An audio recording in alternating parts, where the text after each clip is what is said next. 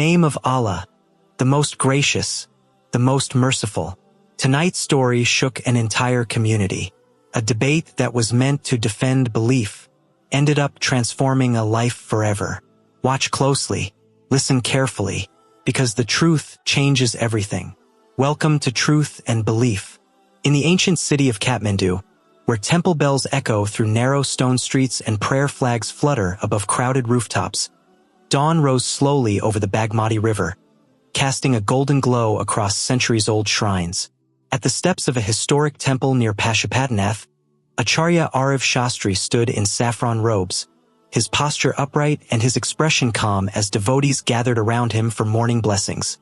Incense smoke curled gently into the cool air while Arav recited sacred verses with precision, his voice steady and respected, his presence carrying the authority of tradition. The worshippers bowed with reverence, touching his feet before leaving, convinced that their spiritual guide possessed both wisdom and certainty. When the temple courtyard finally grew quiet, Arav remained alone near the stone pillars, listening to the fading echoes and feeling a familiar emptiness he could no longer ignore. He walked slowly along the riverbank, watching pilgrims perform rituals in the flowing water, while a quiet question pressed against his thoughts.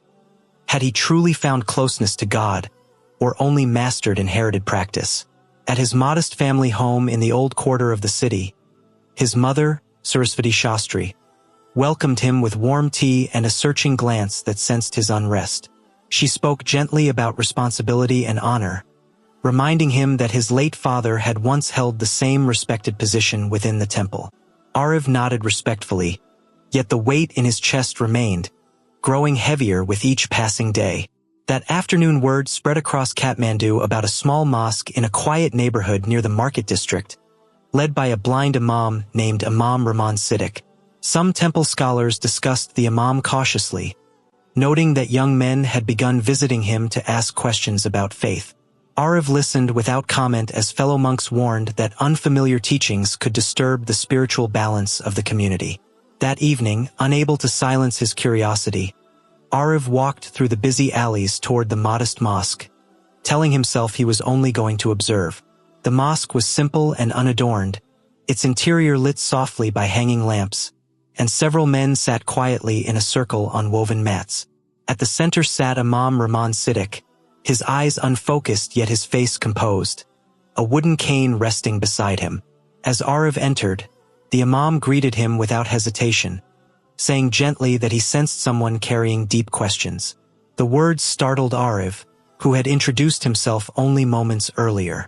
Imam Rahman invited him to sit, explaining that honest discussion is welcomed when it seeks truth rather than victory.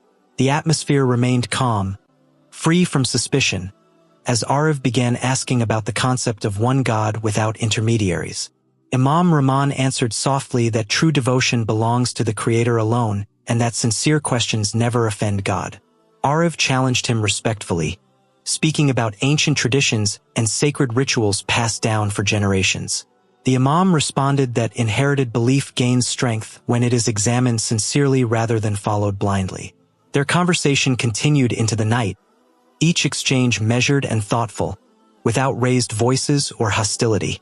When the call to prayer echoed gently through the mosque, Arav listened in silence, struck by the simplicity of the words and the humility of the posture.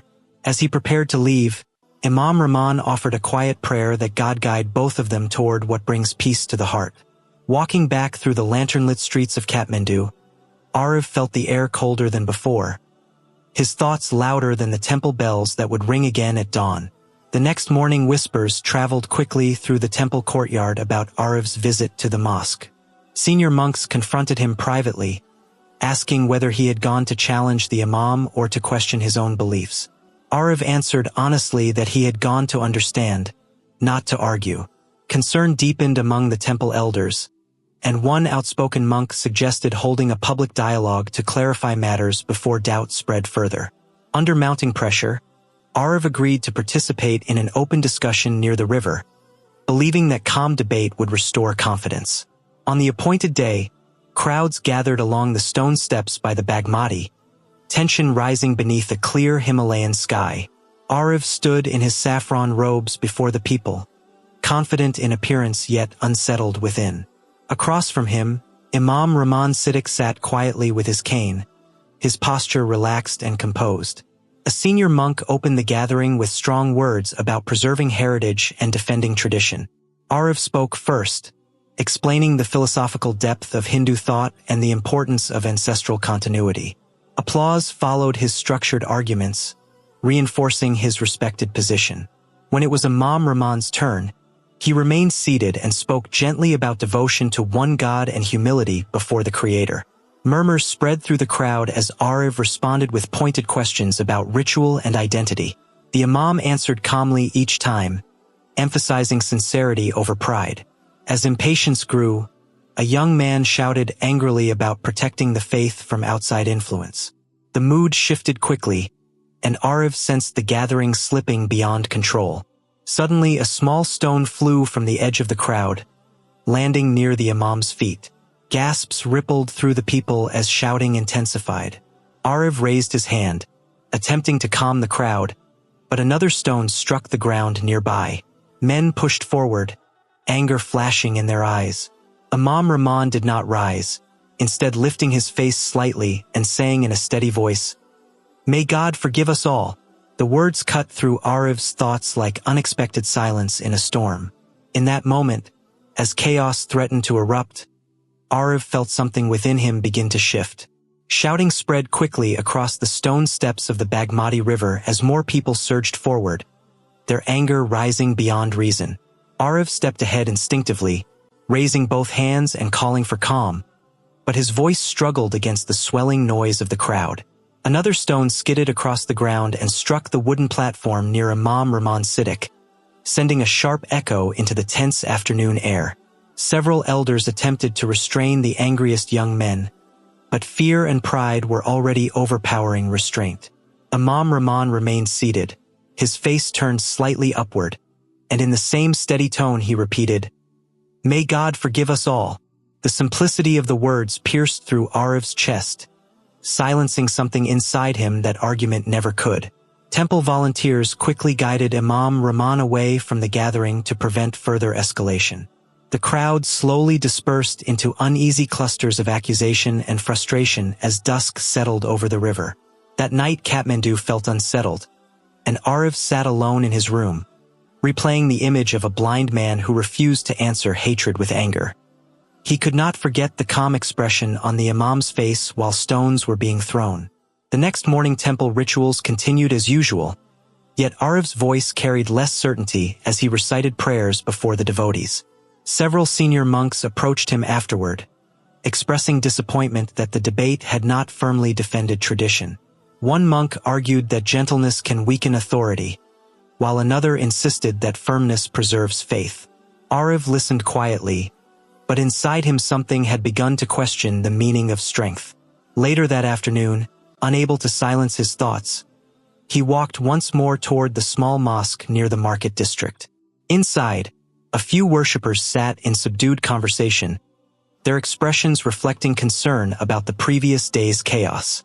A young man led Arav to a quiet back room where Imam Rahman rested against a wall, a small cloth bandage visible near his temple. The Imam greeted him peacefully, as though nothing unusual had occurred. Arav hesitated before asking why he had not defended himself when the crowd turned hostile. Imam Rahman replied that anger multiplies darkness, while patience protects the heart. Arav pressed further, asking whether the Imam felt resentment toward those who attacked him. The Imam paused before admitting that years earlier he had struggled deeply with anger. He explained that he had not always been blind. In another city in Nepal's northern hills, he once preached peacefully until fear and suspicion stirred hostility among certain groups. Arav felt his heartbeat quicken as the Imam described how a gathering had turned violent without warning. He remembered being present at a similar protest years ago in a hill town where a Muslim preacher had been accused of threatening local traditions. Imam Rahman continued, saying that in the chaos someone struck him with a wooden object, damaging his eyes permanently. Arav's breath grew heavy as fragments of his own memory resurfaced. He remembered leading chants that day, urging people to defend their beliefs. He remembered the surge of pride as the crowd responded to his voice. He remembered turning away before witnessing the full consequences of the violence. Imam Rahman said quietly that for a long time he carried bitterness, but eventually realized hatred would blind his heart more completely than losing his sight. The statement struck Arif deeply. Leaving the mosque that evening, Arif walked along the Bagmati in silence, feeling the weight of a possibility he had never considered. Ramadan began soon afterward, bringing a different rhythm to the mosque. Each evening before sunset, families gathered to break their fast with simple dates and water. Arif observed from a distance at first, watching how the community shared food modestly without display. One evening curiosity overcame hesitation, and he entered the mosque quietly just before the call to prayer. He watched as Imam Rahman thanked God for the day and reminded the congregation that fasting teaches restraint not only from food but from pride and anger. A young volunteer handed Arif a date respectfully. Though he was not fasting, he accepted it politely. The sweetness surprised him, not for its taste, but for the warmth behind the gesture. After the meal, Imam Rahman spoke briefly about controlling the ego, explaining that the heart requires discipline just as the body does. Arif felt the words settle heavily within him. Later that night, a fellow monk confronted him in a narrow alley, warning that frequent visits to the mosque would damage his reputation. Arif replied calmly that seeking understanding should not be mistaken for betrayal. The monk insisted that tradition already held the truth, and that questioning it showed weakness. That night Arif lay awake, memories of the northern protest merging with the image of the imam's scarred hands. Unable to ignore his growing unrest, he returned to the mosque the following evening without hiding his presence. Imam Rahman welcomed him as though expecting his return. During the gathering, Arif asked quietly whether someone who had caused harm out of anger could still seek forgiveness. Imam Rahman answered that no sin outweighs divine mercy when repentance is sincere and when harm done to others is acknowledged. The response lingered in Arif's mind long after he stepped back into the cool Kathmandu night. Days later, heavy rain fell over the city, turning narrow streets muddy. Arif saw Imam Rahman walking carefully through the rain to visit a sick congregant despite his blindness. Without hesitation, Arif stepped forward to guide him along the slippery path. Inside the modest home, the imam offered quiet prayers beside the sick man, his voice steady and compassionate. There were no cameras, no applause, only sincerity. Walking back through the rain, Arif realized that what moved him was not debate but character. As Ramadan progressed, Arif attended more evening prayers, sitting quietly at the back. One night after the gathering ended, he gathered the courage to ask directly which northern town the imam had mentioned. Imam Rahman spoke the name clearly. Arif felt the world narrow around him as he recognized it instantly. His hands trembled. He asked in a barely audible voice whether the imam knew who had organized the protest years ago. Imam Rahman smiled faintly and said that he had recognized Arif's voice during the debate by the river. The words struck like a sudden storm. Arif lowered his head and confessed that he had fueled the anger of that crowd, though he never intended permanent harm. Silence filled the small room as he waited for anger. Instead, he felt a gentle hand rest upon his shoulder. Imam Rahman said softly that he had forgiven him long ago. Arif's tears fell freely as years of guilt rose to the surface. Outside, thunder rolled above Kathmandu. In that moment, forgiveness felt stronger than any victory he had ever claimed. Rain continued to fall over Kathmandu as Arif remained kneeling on the woven carpet of the mosque, his shoulders trembling beneath the weight of his confession. Imam Rahman Siddiq kept his hand gently on Arif's shoulder, his voice calm as he repeated that forgiveness had already been granted long before the apology was spoken. Arif lifted his tear-filled eyes and asked how such mercy was possible after the harm he had caused. Imam Rahman answered that holding hatred would have darkened his own heart beyond repair, and that choosing forgiveness was a way of preserving his faith. The simplicity of the explanation shattered the last wall of pride within Arif. That night Arif walked alone through rain-soaked streets, lantern light reflecting off wet stone pathways, as he realized he could no longer live between silence and truth. At dawn the next morning, as the mosque congregation remained seated after prayer, Arif stepped forward with visible hesitation. The room grew quiet as worshippers turned toward him, uncertain of what he intended to say. With a steady but trembling voice, Arav admitted openly that years earlier he had led the protest that resulted in violence against Imam Rahman.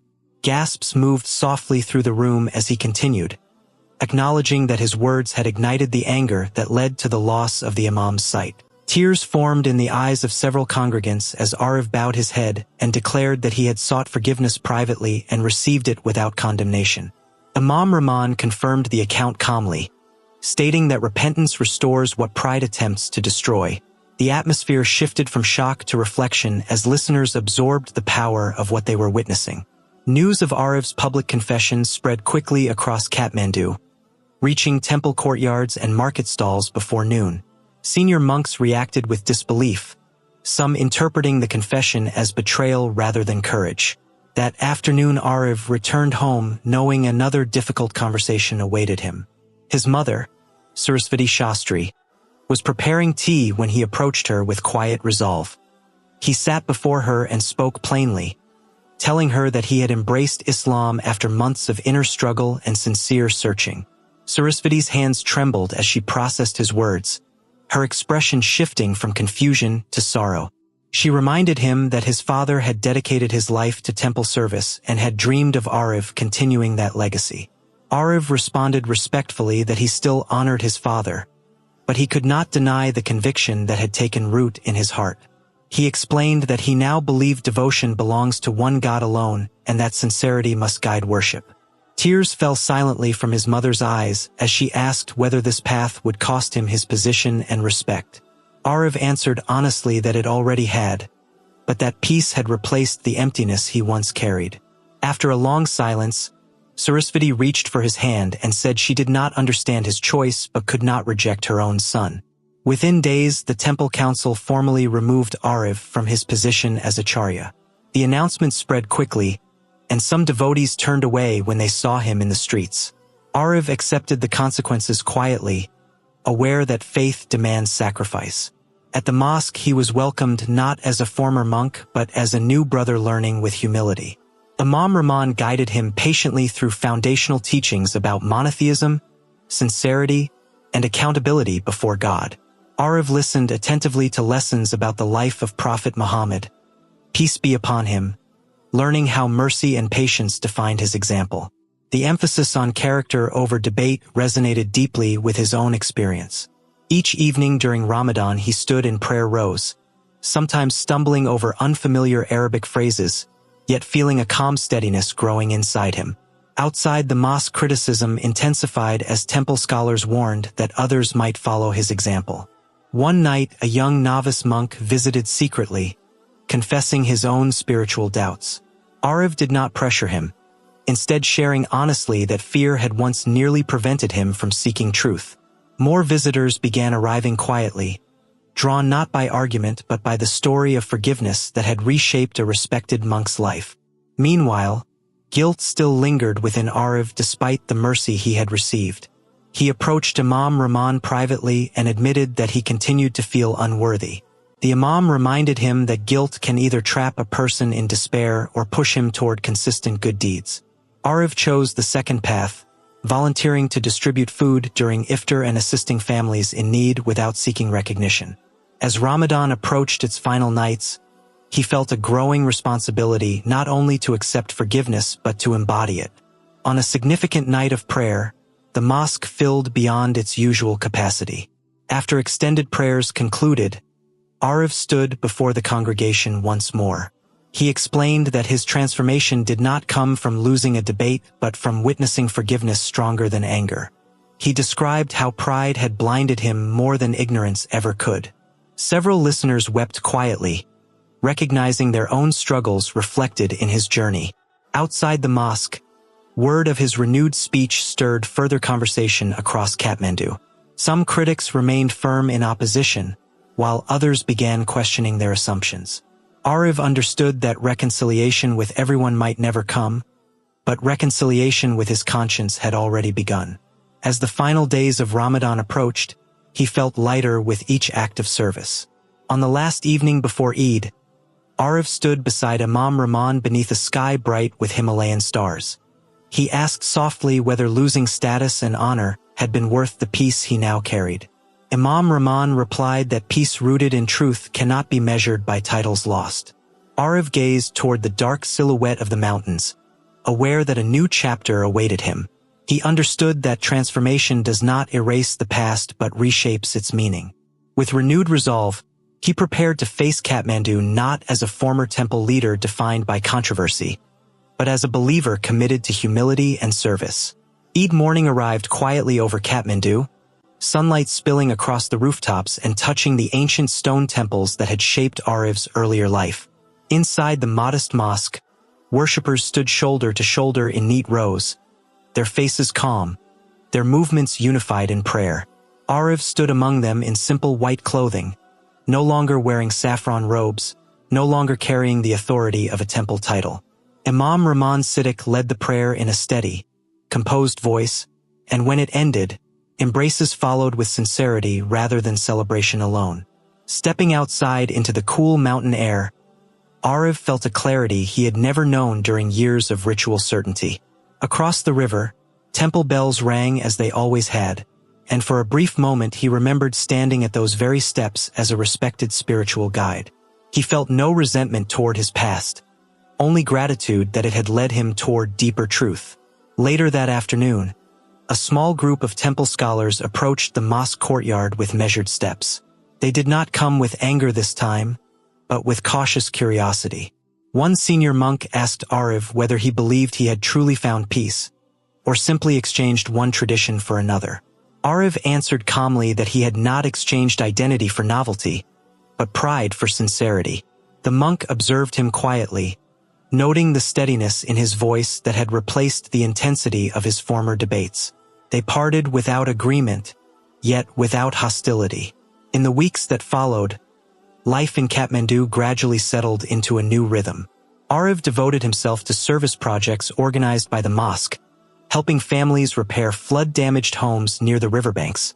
Residents who once whispered against him began observing the consistency of his actions. He avoided public speeches and instead focused on quiet work. One afternoon his mother visited the mosque courtyard, her steps hesitant but her expression composed.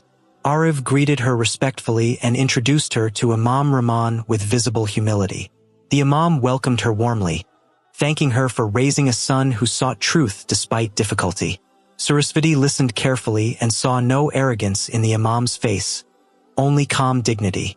Though she did not share her son's faith, she recognized the sincerity in his transformation. Autumn winds soon replaced the warmth of summer, carrying fallen leaves across temple steps and mosque courtyards alike. Visitors continued arriving at the mosque, not out of pressure but curiosity. Arif made it clear to each one that faith cannot be forced or inherited blindly. He often spoke about how the life of Prophet Muhammad, peace be upon him, demonstrated that mercy and justice walk together. Imam Rahman reminded him privately that humility must remain constant, even when others begin to admire his courage. Arif guarded his intentions carefully, remembering how easily pride had once taken root in his heart. Months passed, and the memory of the chaotic debate by the river began fading from daily conversation. What remained instead was the story of confession and forgiveness. Young men who had once shouted angrily now greeted the Imam respectfully when passing the mosque. One evening Michael, a senior monk who had once criticized him most strongly, requested a private meeting. They sat by the Bagmati River, the same place where tension had once erupted. Michael admitted that while he did not share Arif's beliefs, he could no longer deny the peace visible in his character. Arif replied that disagreement need not destroy respect. They spoke openly about fear, influence, and the difficulty of change within a close-knit spiritual community. When they parted, there was no conversion, but there was understanding. As seasons shifted again, Arif grew accustomed to walking beside Imam Rahman through crowded markets and quiet alleys. The blind Imam navigated the world with calm assurance, teaching that true sight belongs to the heart. Arif often reflected on the day stones were thrown by the river. He realized that the turning point had not been intellectual argument but a simple prayer spoken in the middle of chaos. One crisp evening he stood alone near the water, watching sunset colors reflect across the Bagmati. He considered the journey from respected Hindu monk to humbled Muslim believer. He acknowledged the pain his decision had caused his mother and community, yet also the growth it had inspired within him. Behind him, Kathmandu glowed beneath lantern light, no longer divided by the same intensity of suspicion. He whispered a quiet prayer for steadfastness and sincerity. Returning to the mosque courtyard, he heard children laughing as they chased one another beneath fluttering prayer flags. He understood then that transformation is not measured by how loudly one defends belief, but by how gently one lives it. Inside, Imam Rahman sat with prayer beads in his hand, sensing Arif's approach. Arif greeted him with peace and sat beside him in comfortable silence. They remained there quietly as night deepened, two men once divided by anger now united by forgiveness. In Kathmandu, the memory of debate gradually gave way to a quieter narrative. People spoke less about conflict and more about patience. Arif knew challenges would continue, yet he felt anchored by conviction rather than reputation. Under a sky bright with Himalayan stars, he recognized that true strength is found not in defending pride, but in surrendering it. The river flowed steadily through the ancient city, carrying with it a story not of victory and argument, but of humility, confession, and grace.